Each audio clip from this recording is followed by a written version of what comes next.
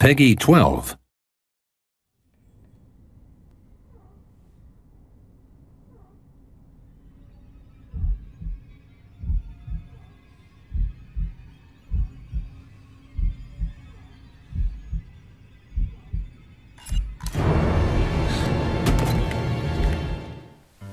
Qu'est-ce qu'on mate ce soir? Écoutez, ce soir, trêve de gore, d'ultra-violence, de glauque, de malsain. On va rester sur quelque chose d'un petit peu plus light. Ma femme a eu la main heureuse, elle a pioché dans la DVD-tech un truc. Elle est tombée, alors c'est cool parce que c'est quelque chose d'un peu plus light. Et en plus, ça me permet de parler d'un réalisateur que j'aime particulièrement, Joe Dante. Donc le film dont je vais vous parler ce soir, c'est The Hole de Joe Dante, qui doit être son film le plus récent, il me semble, qu'il n'a pas refait depuis. Joe Dante, vous le connaissez principalement pour avoir réalisé en 84 et en 90 les deux Gremlins. Si vous voulez déjà, qui pose déjà son orientation de faire du fantastique et ad finem, pourquoi pas de l'horreur, dans un cadre un petit peu plus grand public, un peu plus familial. Certes, on va retirer le côté graphique qu'on pourrait avoir, qui pourrait être choquant à travers l'horreur et le fantastique. On reste sur des choses qu'on pourrait caractériser aujourd'hui comme PG-13. Ceci étant dit, ça n'empêche pas d'avoir un discours politique, social, agressif. C'est du cinéma de sale gosse, Joe Dante, et c'est ça qui est vraiment intéressant.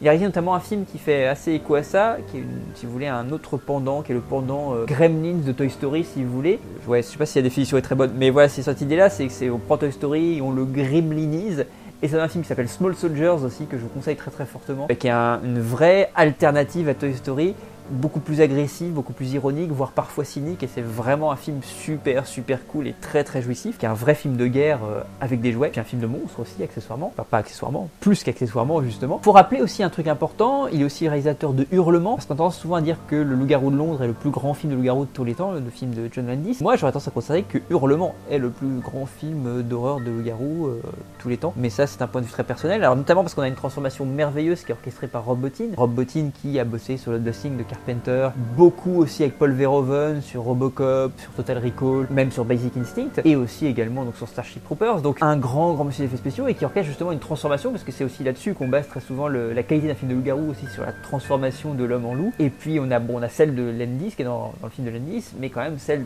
orchestrée par Bottin dans le Hurlement de Joe Dante, elle déboîte quand même sa mère sévère. Donc ça c'est pour vous donner quelques grandes lignées. Joe Dante il écrit un peu moins, ou il met en scène beaucoup moins récemment. Il avait réalisé alors 2 épisodes pour la saga Master of Horror orchestrée par Mick Garris, qui s'appelait il me semble Vote ou crève en français en tout cas, qui était une variation du mythe du zombie et de manière extrêmement politisée dans l'Amérique bushiste, donc c'était plutôt intéressant. Et puis The Screwy Solution, ou alors en français ça devait être La guerre des sexes, qui était une sorte de délire féministe sur le mode du film de pandémie. C'était vraiment très cool et assez drôle. Encore une fois, il y a toujours ce pendant comédie, ou en tout cas cet aspect humour chez Joe Dante qui est assez important, un humour très corrosif, c'est ça qui est vraiment très cool. Donc le film dont je vais vous parler ce soir, c'est The Hole. Alors c'est un de ses derniers films en date, si ce n'est son dernier. C'est un film assez particulier, c'est un film qui est très ancré dans une mouvance 80s.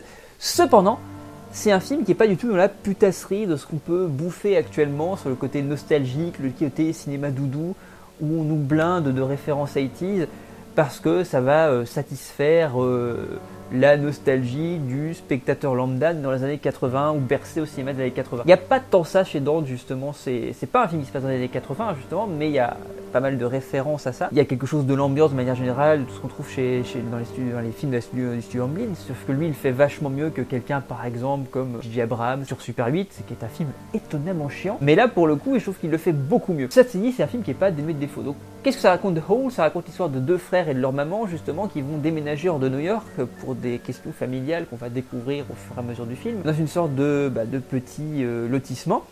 Donc ils vont emménager dans la maison, tout se passe bien à la base et tout va basculer lorsque les 2 garçons vont trouver dans la cave une trappe qui mène sur une sorte de gouffre abyssal, extrêmement ténébreux, on voit rien, on sait pas ce qui se passe. Et dès lors qu'ils vont ouvrir cette trappe, de multiples phénomènes étranges vont se produire dans la maison. Donc l'idée est très simple. Donc il y a une imagerie en effet très 80s dans le film, mais justement c'est très bien géré. Encore une fois, à aucun moment ça fait putassier, ça fait forcer.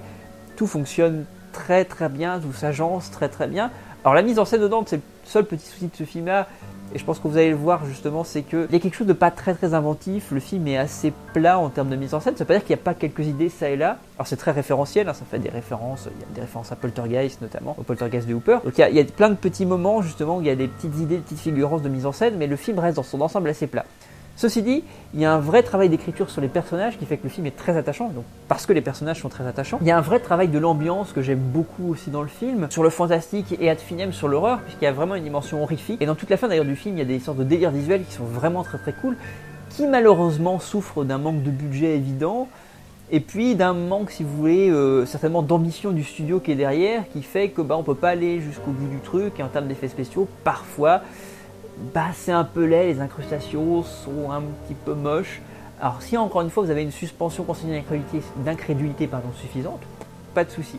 Mais voilà, que vous soyez prévenus, graphiquement le film parfois il y a des petits soucis. Mais c'est un film qui est excessivement touchant, c'est-à-dire que malgré tous ses défauts de mise en scène, et encore une fois je parle pas de défaut de mise en scène, mais une sorte de platitude de mise en scène, même narrative parfois, c'est-à-dire qu'il y a un petit ventre mou au milieu aussi du film, c'est un film qui est hyper touchant, qui est plein d'amour, qui est plein de générosité, qui même quand il se plante tu lui pardonnes parce qu'il y a quelque chose de vraiment sympathique. Tout est fait par amour du spectateur pour en donner un max au spectateur, quand bien même on n'en a pas les moyens. Donc c'est un film que je trouve extrêmement attachant et extrêmement touchant. Donc j'espère qu'il vous plaira. Je ne vais pas en faire des caisses parce qu'on pourrait y passer des heures aussi en termes d'anime, mais c'est juste de vous présenter pour le coin film. Alors j'espère que ça vous plaira. The Hole de Joe Dante. Allez mater tous les autres films de Joe Dante parce que c'est absolument passionnant comme carrière. Il y a un film que j'ai oublié de citer aussi qui est L'aventure intérieure, qui est un petit bijou aussi. Que je vous conseille aussi d'aller mater, c'est l'occasion. N'hésitez pas à me donner votre avis sur le film une fois que vous l'aurez vu, dans les commentaires, n'hésitez pas à partager. Je vous souhaite une très très belle soirée, je vous remercie de votre attention, et puis je vous souhaite surtout un bon film. À la prochaine, salut!